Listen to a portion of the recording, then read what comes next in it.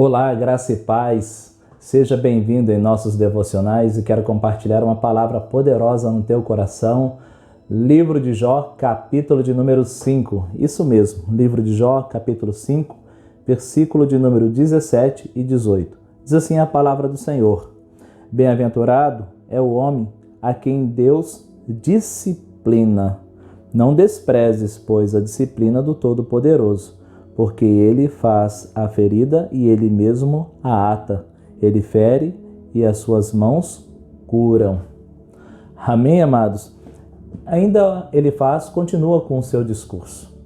E no início do discurso, ele acaba acusando Jó de um coração duro, um homem que deveria buscar Deus, deveria se humilhar diante de Deus. Lembra que ele não conhece o que estava acontecendo nas regiões espirituais e Jó era um homem reto, íntegro, justo e temente a Deus. Mas continuando aqui, e depois ele fala assim: se eu fosse você, eu buscaria Deus.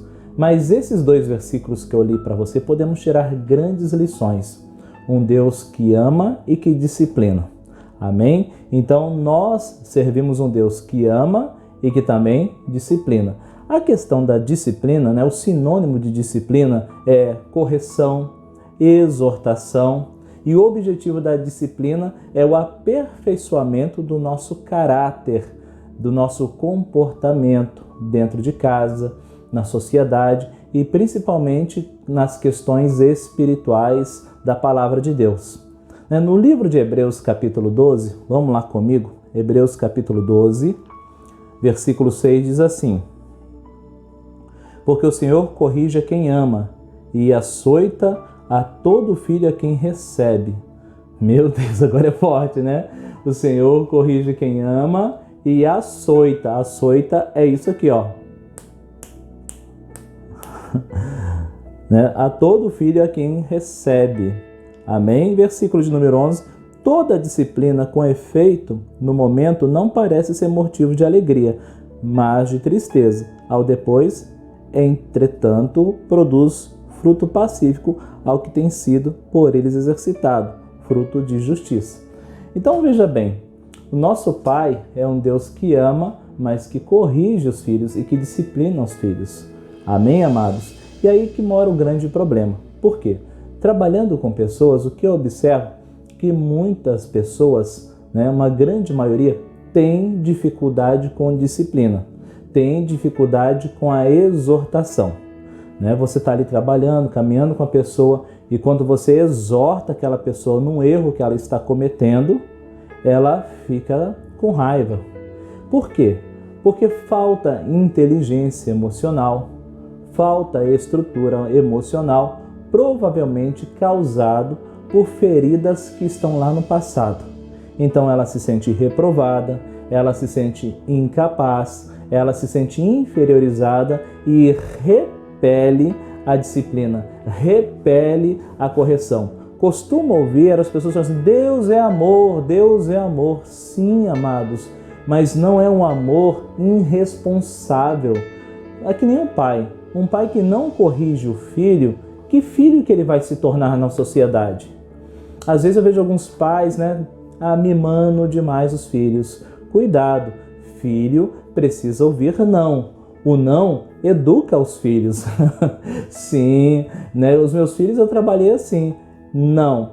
Mas pai, meu filho, você tem dificuldade para ouvir não? Ou quer que eu te ensine?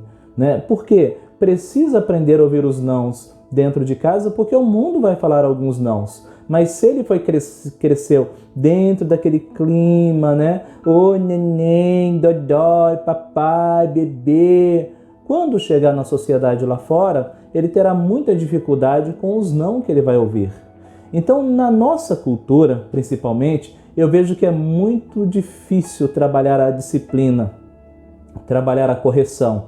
Porque nós, principalmente o povo brasileiro, nós crescemos com muitas feridas emocionais, com famílias disfuncionais. Veja bem, você vê a pandemia que está acontecendo agora. Quando você olha para a China, para o Japão, para a Coreia, os números de mortos da gravidade são baixos. Por quê? porque são altamente disciplinados. Se o governo falar assim, agora mantenha 1 metro de distância, eles vão manter 1 metro de distância. Agora usa máscara, todo mundo vai usar máscara. Agora entra nas casas, todo mundo vai entrar. Mas quando chega no nosso país, você percebe dentro do teu bairro que é difícil as pessoas obedecer às instruções que estão sendo dadas. Ou seja, tem dificuldade com disciplina e correção. Geralmente, num aconselhamento, você está trabalhando a pessoa fala assim, quem é você? Isso é o argumento do orgulhoso. O orgulhoso, ele na verdade, ele quer te desmontar. Quem é você? Quem você está pensando que é? Né? Mas você também, então ele tenta reverter as coisas justamente criando uma barreira para não sofrer a disciplina e não receber a mudança que é necessário. Veja bem, amados, então eu me lembro muito aqui da história do rei Saul. Por quê? Porque o rei Saul foi alguém que Deus separou ele para ser o primeiro rei de Israel e colocou um homem com muita autoridade espiritual chamado Samuel.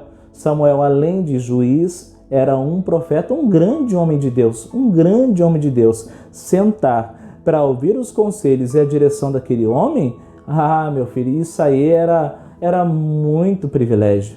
E Saul tinha essa oportunidade, mas as exortações, né, a disciplina que Samuel passava para Esaú, ele não aceitava. Ele desobedecia, ele recusava. Chegou ao ponto que o próprio Deus falou assim, Samuel, chega. Ou seja, né, trazendo para a nossa linguagem, solta Esaú, deixa ele a sua própria sorte. Como é triste quando a pessoa ela sai debaixo de uma autoridade. Pode ser o pai, né, pode ser um professor que está te ensinando, né, o seu pastor, um líder espiritual, um discipulador, e você rejeita a disciplina. Você perdeu a oportunidade de crescer.